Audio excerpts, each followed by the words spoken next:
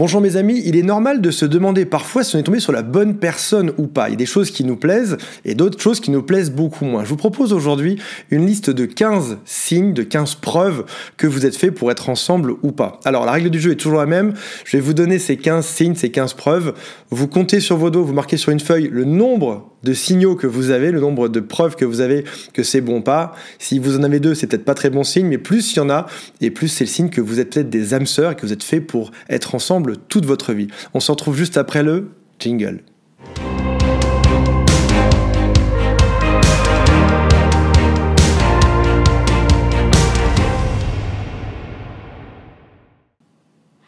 Avant de vous donner ces 15 signes, j'aimerais juste vous lire un tout petit témoignage que j'ai reçu aujourd'hui de Léa et qui va peut-être vous interpeller parce que peut-être que vous vivez la même chose de votre côté. Elle dit: quand je suis tombé sur JRME, je récupère mon ex.com, je venais de me faire quitter du jour au lendemain sans explication après 2 ans et demi de relation.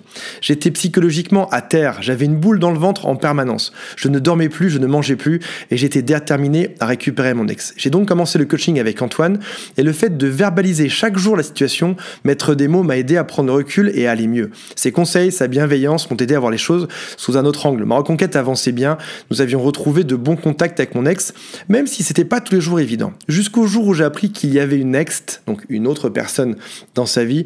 À cet instant, j'ai décidé d'arrêter la reconquête. Antoine a continué de me coacher chaque jour, car j'ai ensuite rencontré un autre homme, j'ai démarré une nouvelle histoire et finalement, je suis bien plus heureuse aujourd'hui. Pour résumer, Antoine, avec ses questions pertinentes et ses conseils orientés, m'a permis de devenir celle que je suis aujourd'hui, apaisée, confiante, heureuse, presque amoureuse. Souvent, c'est bon signe, ça quand on est presque amoureuse. Et sa bonne humeur, son humour ont été contagieux, m'ont permis d'aller de l'avant. Quand on traverse une passe difficile, on a besoin de quelqu'un qui puisse nous remonter le moral, nous redonner de l'énergie nécessaire pour avancer. Alors effectivement, l'objectif initial n'était pas atteint parce que c'était de récupérer son ex. C'était mon choix d'arrêter la reconquête. Merci Antoine pour ces 3 mois d'échange. Cela représente beaucoup pour moi. Je vous rappelle qu'il y a un lien juste sous cette vidéo si jamais vous avez besoin de conseils avisés, parce que des fois, quand on est amoureux et que ça se passe pas forcément très bien, ou quand on vient de se séparer, que ça se passe aussi mal parce qu'on n'arrive pas à récupérer la personne qu'on aime, on a parfois besoin d'avoir l'avis d'un conseil externe et c'est juste en dessous dans la description. Revenons-en au sujet de cette vidéo. Quelles sont les 15 preuves qu'on ait fait pour être ensemble aujourd'hui? Alors, prenez une feuille, prenez un stylo ou comptez sur vos doigts le nombre de preuves, le nombre de choses qui correspondent bien à votre relation ou pas. Toute première chose, vous dites à l'autre, à la personne que vous aimez, des choses que vous n'avez jamais dit à personne d'autre. Par exemple, je sais qu'un des signes qu'on est proche avec quelqu'un, que ce soit un ami, que ce soit la famille, que ce soit un amour, c'est qu'on ose se confier. Et parfois dans une relation, quand on se sent pas forcément très à l'aise, quand on a peur d'être jugé, quand on a peur que l'autre en profite, quand on a peur que ça se passe mal par la suite, ou quand on a peur de montrer nos failles, on ne le dit pas. Donc si avec cette personne, vous avez dit des choses qui sont très intimes, des situations, des choses qui vous touchent beaucoup, des choses qui sont fragiles chez vous, c'est déjà un bon signe que vous êtes fait pour être ensemble, parce que ça veut dire que vous faites confiance à cette personne. Deuxième chose, on en revient un peu au premier, vous vous autorisez à montrer vos faiblesses. Ben oui, parfois on rentre le soir et on n'est pas forcément très en forme. On ose se montrer comme on est vraiment. C'est-à-dire que parfois, on est fort, on est forte, parce qu'on est en pleine forme, parce que c'est la saison qui veut ça, parce que c'est le bon moment. D'autres fois, au contraire, on se sent faible et on n'hésite pas à le montrer. Une relation, ce n'est pas juste de montrer à l'autre ses côtés positifs et d'être toujours en super forme ou de rire, parce que ça deviendrait épuisant d'avoir un masque, un peu comme ces gens qui sont super heureux sur Instagram et qui sont tristes en vrai, ces gens qui sont heureux sur YouTube, Facebook et tous les réseaux sociaux, mais qui sont tristes en vrai. Porter un masque, c'est lourd, c'est compliqué. Donc, oser montrer des faiblesses, c'est aussi un signe que l'autre compte pour vous, que l'autre sera là pour vous supporter et vous aider même quand ça va pas. Troisième signe, c'est que vous vous respectez l'un et l'autre. Si jamais l'autre fait quelque chose qui ne vous plaît pas, vous n'allez pas l'insulter, vous n'allez pas monter sur vos grands chevaux, vous n'allez pas le juger, etc. Vous vous respectez suffisamment pour savoir que vous êtes chacun une personne différente et vous avez chacun vos caractères, chacun vos points de différence et vous n'allez pas pour autant juger l'autre, le rabaisser, etc. Le respect est une des composantes essentielles du couple. Point numéro 4. Vous présentez votre famille. Ça aussi, encore une fois, on ne présente à sa famille que les gens qu'on veut faire rentrer dans son cercle intime. On ne présente pas ses parents, ses frères, sœurs, cousins à n'importe qui. Et de même, on présente aussi ses meilleurs amis lorsque l'autre représente quelque chose pour vous. Est-ce que votre femme, votre mari, votre ex, votre copain, votre copine vous a présenté à ses amis, vous a présenté à sa famille ou pas? C'est un signe qui est extrêmement important. Point numéro 5, vous imaginez un futur ensemble. Vous avez même des projets en commun. C'est-à-dire que vous avez envie d'aller de l'avant et vous savez ce que vous allez faire. C'est-à-dire que il y a beaucoup de couples qui m'appellent, beaucoup de gens qui m'appellent, qui me disent Antoine, voilà, c'est compliqué entre nous et en ce moment. Je leur demande quels sont vos projets communs. Ils me disent, il n'y en a pas. Est-ce que vous êtes partis en vacances? Est-ce que vous allez le faire? Ils me disent, non, c'est pas trop au programme. Est-ce que vous comptez acheter une maison? Est-ce que vous comptez acheter un chien, un van? Est-ce que vous comptez faire quelque chose? Est-ce que vous comptez lancer un business? Est-ce que vous comptez aller vous amuser avec des amis dans quelques mois? Et les gens me disent parfois, non, il n'y a pas. Parce qu'il n'y a pas de futur, il n'y a pas de projets qui sont mis ensemble. On dit souvent que l'herbe est plus verte chez le voisin, parce qu'on se dit que chez le voisin c'est mieux, ou en sortant avec la voisine ce sera mieux, etc. L'idée c'est de partir ensemble vers cette herbe nouvelle, vers ce nouvel endroit. On va pouvoir construire des choses ensemble et d'y aller et de créer des choses ensemble. Ça peut être des choses toutes bêtes, comme par exemple participer à un cours de sport ensemble, participer à un cours de danse ensemble, partir en vacances le temps d'un week-end ensemble. Mais s'il n'y a pas de projet en commun, c'est pas très bon signe pour la relation amoureuse. Point numéro 6, vous n'avez pas peur de penser différemment. Il y a beaucoup de gens qui s'interdisent d'être eux-mêmes, qui s'interdisent d'être qui ils sont, parce qu'ils se disent que s'ils pensent différemment de l'autre, dans ce cas-là, ce sera la catastrophe. Alors qu'on le sait très bien, le fait de penser différemment, c'est naturel, c'est humain, vous êtes deux personnes qui sont très différentes, et en vous montrant différent, l'autre doit vous accepter tel que vous êtes. Un exemple tout simple, si jamais votre kiff, c'est d'être le soir, un soir par semaine devant Netflix à regarder votre série préférée, et que l'autre, au contraire, c'est de se balader en vélo, c'est sur une situation toute bête, l'autre doit accepter ça, il doit accepter que de temps en temps, vous avez ce genre de manie, de coutume, c'est un soir par semaine, c'est de faire ça.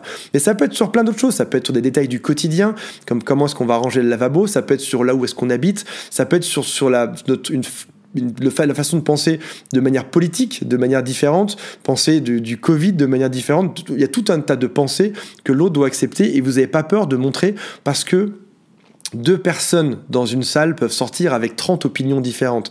Et si jamais on est deux et qu'on doit sortir avec la même opinion, a priori, ça va forcément poser problème quelque part dans le lot. Point numéro 7, qui est la suite de celui-ci, c'est que vous comprenez vos différences. Vous savez que l'autre est différent de vous et vous l'acceptez tel qu'il est. Si jamais vous êtes face à quelqu'un et que vous l'imposez, vous lui imposez de penser comme vous lui imposez d'être comme vous, ça ne marchera pas. Encore une fois, on a tous nos différences. Et si par exemple, l'un aime les sushis, l'autre aime les pizzas, on est vraiment sur des exemples qui sont très, très basiques, mais comprendre que l'autre est différent, l'autre a d'autres types d'envies. Donc dans ce cas-là, ce qu'on peut faire, c'est un soir on fait le restaurant de l'un, un soir on fait le restaurant de l'autre. Un jour on va dans des vacances qui font plaisir à l'un, un jour on va dans des vacances qui font plaisir à l'autre. Si jamais, sur d'autres types de critères, on sent que l'un a une relation différente, par exemple à se montrer en public et à pas vouloir être très dans l'effusion de bisous, de câlins, etc., on va le respecter parce qu'on sait qu'il est différent et on le comprend. Et on va pas le forcer à agir de la même manière que nous. Point numéro 8, qui est extrêmement important, c'est que vous riez ensemble. Est-ce que la personne que vous aimez, est-ce que vous avez souvenir d'avoir entendu son rire quelque part? Un rire fort, un rire énorme. Est-ce que vous avez souvenir de ça? Pas juste un sourire ou « Oh, t'es vraiment bête avec tes blagues ». Est-ce que vous riez souvent ensemble? Et si c'est pas le cas, est-ce que vous avez provoqué des situations qui déclenchaient des rires? Ça peut être des choses toutes bêtes, comme par exemple regarder un film qui est drôle, ça peut être d'être avec des amis qui sont drôles, ça peut être de faire une activité où on va crier, rigoler, comme du deltaplane, du parapente, comme sauter à l'élastique, comme aller dans la foire, rigoler, comme faire des choses qui sont vraiment toutes bêtes, comme aller se promener et s'extasier devant quelque chose qui est vraiment bête ou qui se passe devant vous, rire ensemble. Le rire est un excellent signe qu'il y a du ciment dans votre couple qui fait que c'est stable, et il y a aussi la partie intime, la partie sexuelle bien évidemment encore plus, mais on dit souvent qu'un couple qui ne rigole pas et qui a peu de relations intimes est un couple qui ne va pas dans le bon sens. Et on en arrive justement au point numéro 9, vous êtes attiré par l'autre, c'est-à-dire que vous aimez la présence de l'autre dans l'endroit où vous êtes. Quand vous êtes ensemble, il y a quelque chose qui se passe de différent. Vous êtes peut-être dans une salle avec 20 personnes et tout à coup, vous êtes face à l'autre et la situation change. Vous êtes bien plus heureux, vous avez un sourire, vous êtes attiré. Vous n'avez qu'une seule envie, c'est d'aller prendre la main à l'autre ou le prendre dans les bras ou l'embrasser ou être l'un à côté de l'autre simplement pour passer du temps ensemble. On a souvent l'impression qu'un couple, ça se résume à tout simplement à faire l'amour ensemble, manger, dîner, et ça s'arrête là. Non, vous pouvez tout à fait partager des moments, être attiré, être juste dans les bras l'un de l'autre, en train de regarder une série, un truc à la télévision, en train de lire un livre, et voilà, et c'est chouette. Et on n'est pas obligé de faire l'amour tous les jours, on n'est pas obligé de rigoler tous les jours, mais passer des moments où on est attiré l'un par l'autre, où on aura le bonheur d'être avec sa présence, c'est quelque chose qui est extrêmement important. Point numéro 10, vous êtes capable de partager un silence. On parlait tout à l'heure du masque et du fait que dans certaines situations, on doit se comporter de manière différente, on a toujours envie de se montrer sous son meilleur jour, etc. Parfois, le fait de voir que vous pouvez partager un silence, vous pouvez être ensemble au même endroit, vous pouvez être heureux pendant une demi-heure sans forcément se parler, c'est une très bonne chose. Après ça, avoir de la communication, c'est aussi une bonne chose. S'il y a que des silences dans votre couple, c'est pas très bon, mais observez, est-ce que vous êtes capable, est-ce que vous avez déjà vécu des silences pendant une demi-heure avec l'autre et ça se passait bien? Est-ce qu'ensuite, vous avez pu papoter ensemble, vous blottir l'un contre l'autre et la situation se passait bien aussi parce que vous avez fait quelque chose ensemble? Point numéro 11, c'est que tu te sens toi-même. T'as pas besoin de jouer un jeu, t'as pas besoin de te restreindre sur ta façon de rire, ta façon d'être, ta façon d'être en société. Il y a beaucoup d'amis qui me disent « j'invite plus tel copain parce que je sais que lorsqu'il est en couple, il est différent ». Est-ce que quand vous êtes en présence d'amis, et avec la personne que vous aimez, est-ce que vous êtes pareil ou est-ce que vous êtes différent? Parce que l'autre vous impose d'être différent. Plus on se sent soi-même dans une relation, et plus on aura de succès dans cette même relation. Donc c'est extrêmement important. Point numéro 12, vous avez besoin... Notez bien sur votre feuille tous les points au fur et à mesure. Point numéro 12, vous avez toujours besoin de l'autre, mais pas de manière maladive. On va parler dans ce point-là de dépendance affective. Quand on a besoin de l'autre, c'est une très bonne chose. Quand on a besoin de se voir, mais aussi on peut passer des bonnes soirées tout seul sans forcément voir l'autre. Il y a des gens qui, par exemple, sont dans un couple. Après ça, le jour où ça se passe mal, doivent se retrouver quelqu'un 3 heures après pour être à nouveau en couple avec quelqu'un d'autre. Et là, ils ne sont pas amoureux de l'autre. Ils sont juste en dépendance affective. Ils ont juste le besoin d'être avec quelqu'un. Donc demandez-vous si vous avez besoin de l'autre parce que vous l'aimez, parce que c'est normal et vous adorez passer du temps avec l'autre. Mais si jamais l'autre vous dit « je pars en week-end avec mes copains, mes copines », ça va quand même bien se passer parce que vous savez que vous le retrouvez juste après. Et vous savez que vous êtes solide, vous êtes stable, vous avez une vie qui est suffisamment équilibrée pour que ça se passe bien, même sans être toujours collés l'un à l'autre. Point numéro 13, la jalousie. Il n'y a pas de jalousie maladive dans votre couple. Vous savez, ce sont ces gens qui vont toujours regarder sur votre téléphone, ce sont ces gens qui vont toujours vous épier en permanence, qui vont, chaque fois que vous regardez quelqu'un dans la rue, vont vous prêter des mauvaises intentions. La jalousie, ce n'est pas de l'amour. Ce n'est pas parce que quelqu'un est jaloux qu'il est amoureux de vous. On peut être très jaloux de l'autre sans être du tout amoureux. Donc demandez-vous s'il y a un peu de jalousie et c'est mignon et ça fait partie du couple, ou est-ce que ça a des proportions maladives, que ce soit chez vous ou que ce soit chez l'autre en face. Point numéro 14, est-ce que ce couple fait de vous une meilleure personne? On l'a déjà très souvent évoqué. Vous savez, c'est un couple, c'est 2 personnes qui sont heureuses séparément et qui, en se mettant ensemble, sont encore plus heureuses ensemble.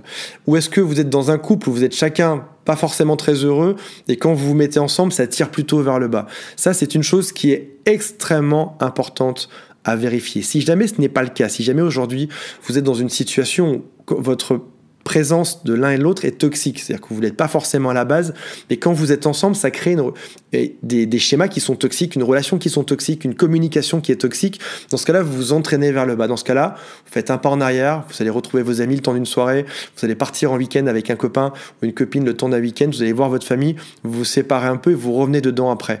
Parce que le couple doit faire de vous une meilleure personne. C'est la condition sine qua non. Vous ne pouvez pas être avec une personne qui fait de vous une moins bonne personne. Point numéro 15, l'autre vous comprend, c'est-à-dire que l'autre sait à l'avance vos besoins. Un acte tout bête, par exemple, le matin, quand l'autre vous dit « est-ce que tu veux un café ?» Parce que l'autre ne boit pas de café, mais l'autre sait que vous aimez bien boire du café le matin, c'est signe qu'il a compris votre routine de vie, signe que l'autre s'intéresse à vous, signe que l'autre peut vous faire plaisir parce qu'il vous a compris, sait comment vous fonctionnez.